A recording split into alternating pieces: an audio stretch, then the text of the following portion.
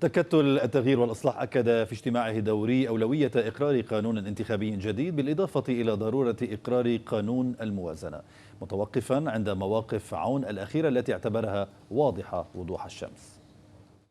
ولا ينتج عنها أي تداعيات أو آثار من أي نوع كانت على التزامات وتعهدات لبنان الدولية كالقرار 1701 مثلا.